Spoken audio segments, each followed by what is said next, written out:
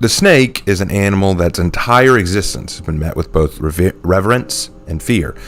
They are as dangerous as they are beautiful, and as such, various cultures have applied many attributes, legends, and stories associated with snakes. It is, therefore, not too surprising that a race of snake people like the Lamia would have a very strong and appreciated presence in fantasy media. But what if they were real? We've discussed lizard men, and would Lamia be any different? Well, it's time we talked about it. This is Fantastical History. Lamia are also sometimes called Nagas or snake people. They are human from the hips upward, but their lower half is that of a long serpent. Different media provide different explanations and details on their biology, so I think it's important we set a standard on the Lamia to begin with. Firstly, we can safely assume that, like lizard men, the Lamia are cold-blooded. This means they will likely only live in tropical regions of the world or areas near the equator, where it's warm year-round. We can also safely assume that the mobility and travel of a Lamia would be difficult. Unlike the lizard men, who are more mobile and could likely travel if their lands are taken, Lamia would likely be more territorial and be more restricted. It's not that they can't move, but it would be more of a chore for them to travel where they need to. They are not migratory and likely would mate, feed, and rest in the same region or territory.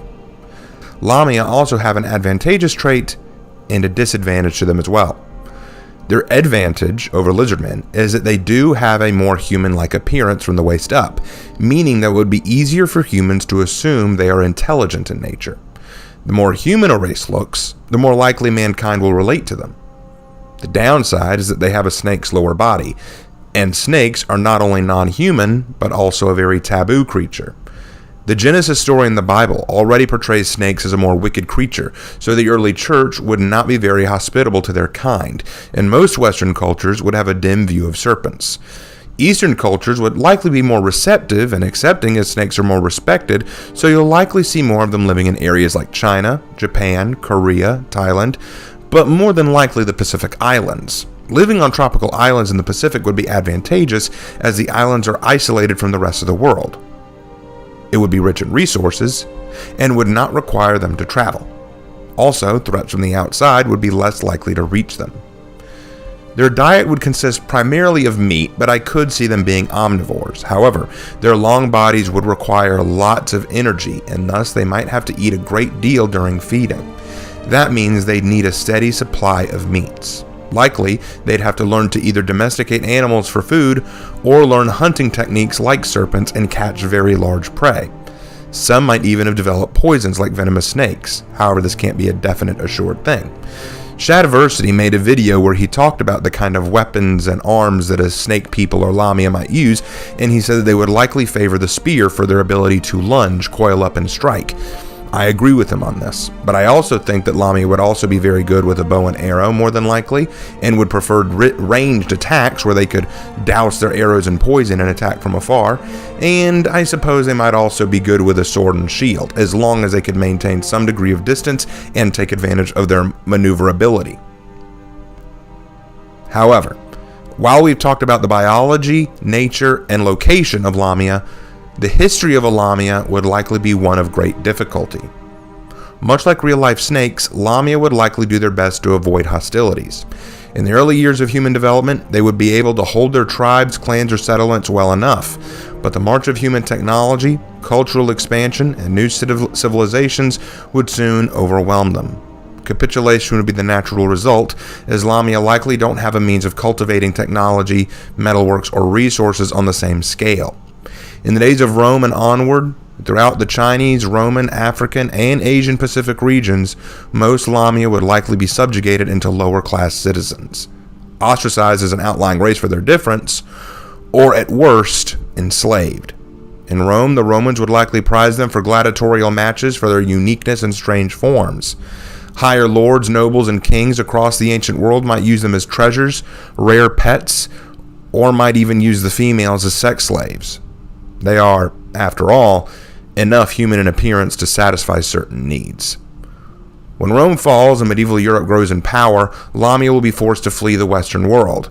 The harsh hand of the church would turn on them swiftly, and the church would take a dim view of using them as slave labor, but their serpent-like appearance might be considered unholy in nature, and they would be forced away.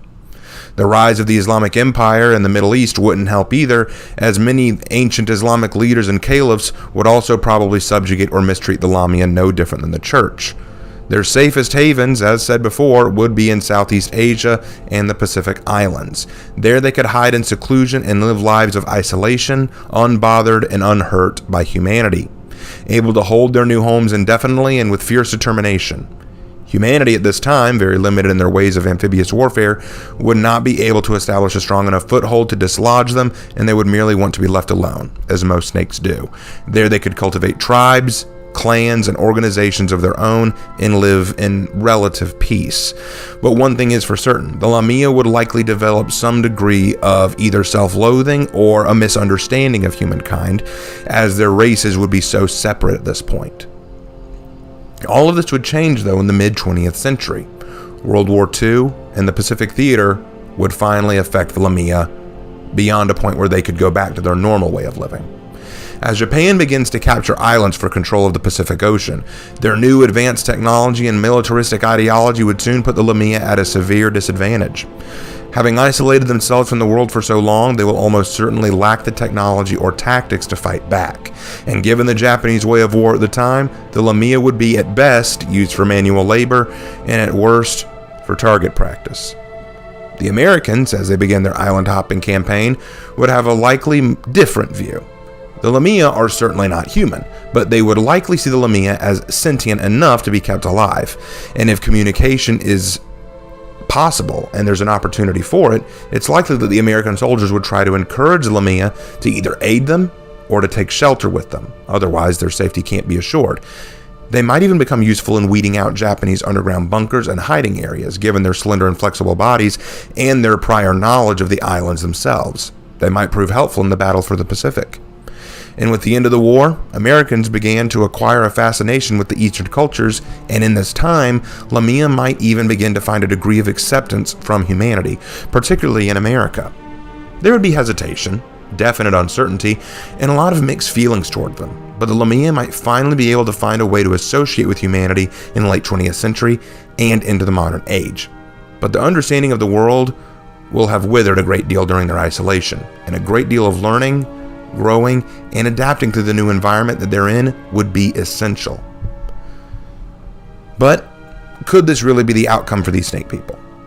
It's hard to say.